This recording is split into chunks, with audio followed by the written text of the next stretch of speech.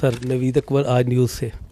ابھی آپ نے اپنی پریس بریفنگ کا سٹارٹ میں بھی بات کی جو پروپیگنڈا ہو رہا ہے اور جو تنقید ہو رہی ہے ادارے پہ، آرمی چیف کی ذات پہ بالعموم، اور آپ نے دیکھا ہے کہ آرمی پہ بالخصوص دیکھنے میں آ رہا ہے بہت زیادہ تنقید کی جا رہی ہے، اور یہ سوشل میڈیا کے اوپر، اور یہ جو پروپیگنڈا ہے ایس آئی ایف سی اور آرمی چیف، اب ایس آئی ایف سی کے اوپر بھی بہت زیادہ ہو رہا ہے، جبکہ یہ اقتصادی بحالی کا ایک منصوبہ جو ہمیں بتایا گیا اور نظر بھی آ رہا ہے. تو اس حوالے سے اس کو کاؤنٹر کرنے کے لیے اس بیانیوں کو آپ لوگ کیا کر رہے ہیں سر؟ کیونکہ یہ تو آرمی کی براہ راست ادارے کے اوپر، یہ عوام کو ادارے کے خلاف جذبات ابھارنے کی کوشش ہو رہی ہے، عوام کو اٹھایا جا رہا ہے سوشل میڈیا پر، وہ ایک مخصوص جماعت جیسے آپ نے بھی ذکر کیا، مخصوص گروہ ہے جو یہ سب کچھ کر رہا ہے. دیکھیں، یہ جو سوشل میڈیا پہ فوج کے خلاف اور فوج کی قیادت کے خلاف جو بات چیت ہو رہی ہے، اس کو دو چیزوں سے ہمیں سمجھنا پڑے گا. پہلی بات ہے یہ کیا ہو رہا ہے اور کیوں ہو رہا ہے، so that then we can only understand the question that you have made. دیکھیں، یہ جو ہو رہا ہے یہ ہے ڈیجیٹل دہشت گردی.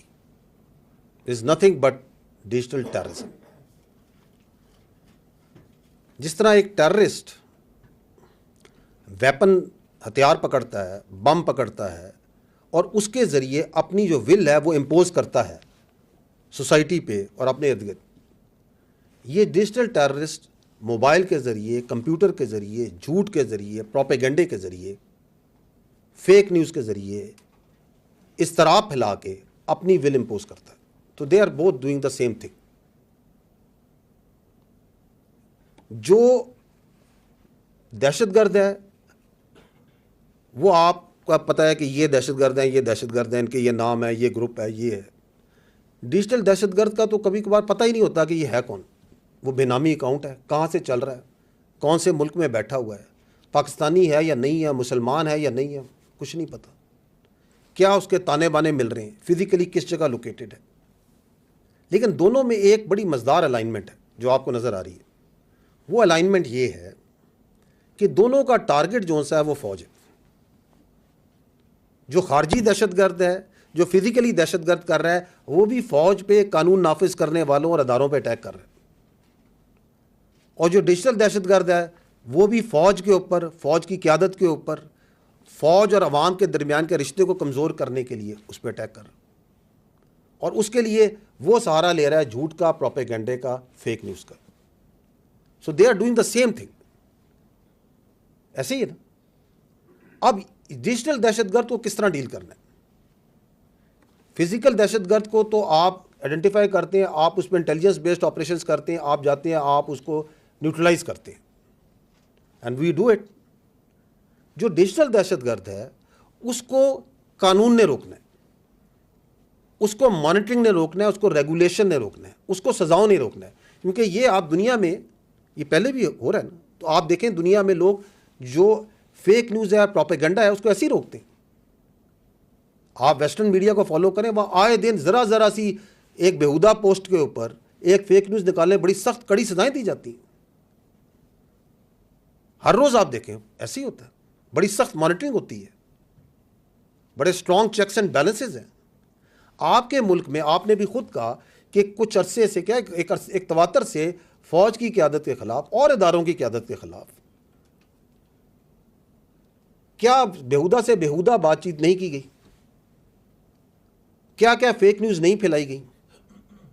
وہ اس سے مل رہا ہے، اس نے اسے یہ کہہ دیا، کل رات کو یہ ہوا تھا، ادھر یہ میٹنگ ہوئی تھی. پتہ نہیں کیا کچھ جھوٹ کہاں سے کیا پھیلایا جاتا ہے. آپ مجھے چلیں بتا دیں، پچھلے اس سال میں اس فیک نیوز اور پروپیگنڈا کو پھیلانے پہ کتنے لوگوں کی جائیدادیں ضبط ہوئیں، کتنے لوگوں کو جیل میں ڈالا گیا.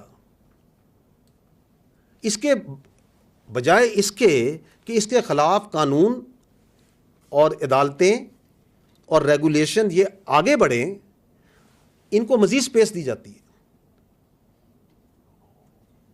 آزادی رائے کے نام پہ ان کو ہیرو بنایا جاتا ہے. یہ آپ کے سامنے ہے یا نہیں ہے؟ دس از واٹ از ہیپننگ. اور میں نے پہلے بھی یہ بات چیت میں عرض کی کہ یہ جو چیز ہے، آپ اگر اس چیز کو مزید سپیس دیں اور آپ اس کے آگے نہیں روکیں گے تو یہ اور بڑھے گی، اور آپ کو بڑھتی ہوئی نظر آ رہی ہے. کیونکہ بلی کو آپ جتنی جگہ دیں گے وہ مزید آپ پہ چڑھائی کرے گا. کیا یہ پاکستان میں یونیک ہے جو ہو رہا ہے؟ نو، دس ہیز ہیپنڈ بیفور.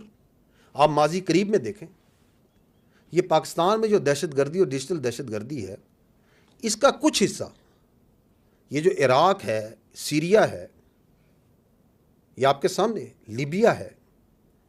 سبجیکٹیولی کوئی کہہ سکتا ہے 10%، 15%، 20%، لیکن میں بڑے یقین سے کہہ سکتا ہوں کہ اس دہشت گردی اور اس ڈیجیٹل دہشت گردی کا ایک بہت کم حصہ ان ملکوں میں آیا.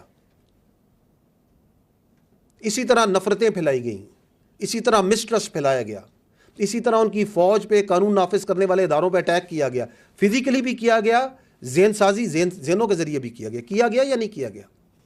وہ بڑے امیر ملک تھے، یہاں سے لوگ وہاں نوکریاں کرنے جاتے تھے، کیا بنا ان کا؟ آپ کے ملک میں اس سے بہت بڑا حملہ ہو رہا ہے، آپ کے سامنے ہو رہا ہے، اور آپ کے ایک طرف خارجی ٹولہ بیٹھا ہوا ہے جو افغانستان میں پناہ لے کے بیٹھا ہوا ہے، اور دوسرا بھارت ہے جو کہ موقع کی طاق میں ہے یہ کب اس کی فوج اور اس کے ادارے ویک ہوں تو ہم اپنی واردات ڈالیں. اور اس کے ثبوت ہیں، آپ ماضی قریب میں دیکھ لیں. 2016 میں ایک مشہور جو ایک اینالسٹ ہے ویسٹرن، کیا اس نے یہ کہا نہیں تھا کہ مجھے پتہ ہے کہ اگر پاکستان نے، I am not the exact words, لیکن اس کا مطلب یہ تھا کہ اگر Pakistan has to go down تو یہ پاکستان فوج ہیز ٹو گو ڈاؤن. ابھی مجھے نظر نہیں آ رہا. جنرل بکرم سنگھ جو ہے انڈین آرمی پرانا چیف جو سا ہے، وہ ٹی وی میں بیٹھ کے اعلان یہ کہتا نہیں ہے کہ ہمیں اپنے تمام ایلیمنٹس آف نیشنل پاور کو اکٹھا کر کے بڑے سینرجائز ہو کے پاکستان کی سینا کے اوپر لگا دینے چاہیے. کہتا ہے یہ نہیں کہتا؟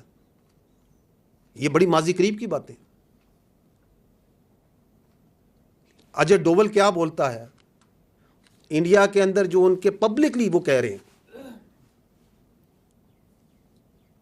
آپ کے سامنے ہیں. So if this thing keeps on going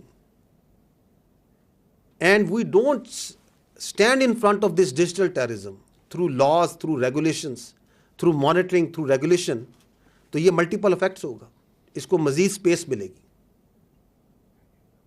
however آپ دیکھیں کہ باوجود اتنے بڑے اٹیک کے، فزیکل کے اور ڈیجیٹل کے، آپ یہاں بیٹھے ہیں، اس ملک میں کاروبار چل رہے ہیں، لوگوں کی زندگیاں چل رہی ہیں،